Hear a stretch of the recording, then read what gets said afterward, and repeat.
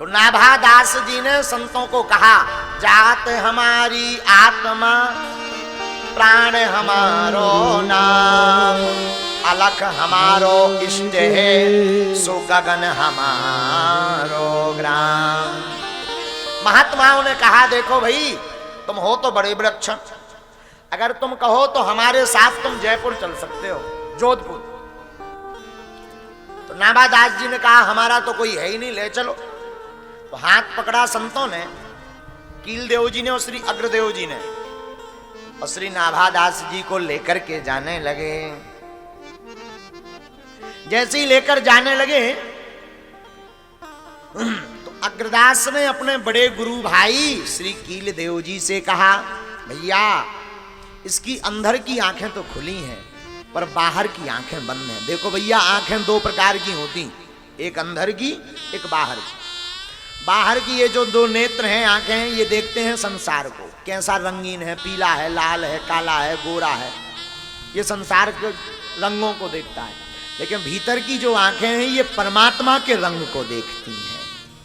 हम निवेदन करेंगे, बुरा ना मानना मेरे पागलों, निवेदन हम ये करेंगे, बाहर की आंखें भले ही तुम्हारी बंद रहें, पर भीतर की आंखें अगर खुल जाएं तो बाहर की तुम्हें जरूरत ही नहीं पड़ेगी। हम जिन गुरु जी से दीक्षा लिए हैं ना, पूज्यपाद तुलसी पीठाधीश्वर जगत गुरु धर्म चक्रवर्ती पद्म विभूषण रामानंदाचार्य श्री श्री 108 श्री राम पूज्य श्री राम भद्राचार्य जी महाराज, उन गुरुदेव भगवान के संसार के नेत्र नहीं है, पर ऐसा कोई नहीं कह सकता दोनों आंखों वाला कि उनके नेत्र नहीं है। उन्हें 18 पुराण, 6 शास्त्र, 4 वेद सब कंठस्थ हैं। ऐसे महापुरुष क्यों? अंदर की आंखें गुरुदेव भगवान की खुली है।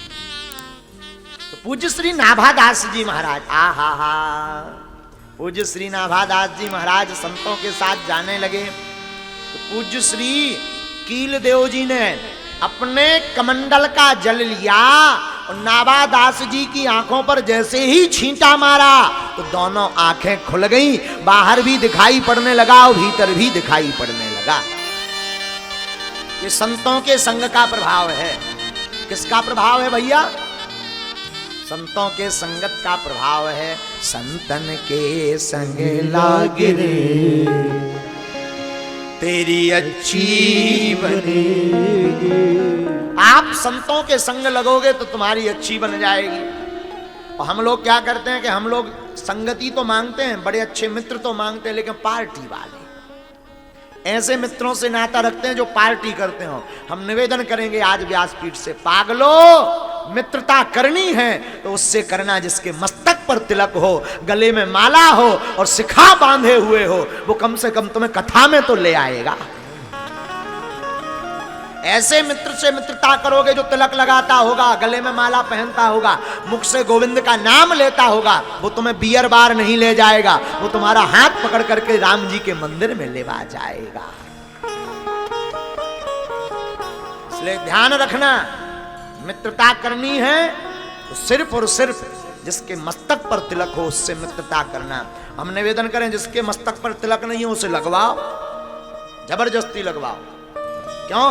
क्योंकि मस्तक पर तिलक होगा तो जैसे ही तुम मदिरा की दुकान के सामने खड़े होगे, तिलक का ध्यान अपने आप आ जाएगा कि लोग क्या कहेंगे कि तिलक लगा करके भी पीते हो, तो पीने की आदत भी छूट जाएगी। बोलो सीताराम। पगुआ वाले कितने बैठे भोपाल में? हाथ उठाओ जो पगुआ पिया। माताएं ज्यादा उठाए हाथ। लफड़ा ही लफड़ा है। दे दो। विदेश आ गए का हम फिर से? अबे हम लंदन गए थे, सो होते लंदन की इंग्लैंड की बिटियां लोग आई, अगरबत्ती पी थी।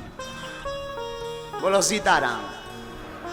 हम यही निवेदन करेंगे, पीने वालों से भी कहेंगे, तुम मस्तक पर तिलक लगाना प्रारंभ कर दो, पीने की आदत अपने आप छूटने लगेगी। बोलो कैसे? मस्तक पर तिलक लगाओगे तो जब जब भी मदरा पान करोगे, गले में हनुमान जी की गुरु की माला पहनोगे तो जब जब भी मदरा पान करोगे तुम्हें याद आ जाएगी कि भगवान क्या कहेंगे, और धीरे धीरे तुम्हारी आदत छूट जाएगी। इसलिए भोपाल वालों, ओ साधु जी, एक बात सुन लो। कहो हाँ जी, कहो हाँ जी। हाँ, एक बात सुन लो, आज से ही दृढ़ प्रतिज्ञा लेकर जाओ। 5 दिन के लाने तो हम आई हैं, और भगवान की ऐसी कृपा का टेंट तो खूब बड़ो लगो, लेकिन वो हल्को पड़ गो। तो 5 दिन आप लोग जिंदगी भर का संकल्प लेकर जाओ कि हमेशा मस्तक पर तिलक लगा कर रखोगे। कौन कौन ऐसा करेगा? पक्का? जोर से बोलो, पक्का।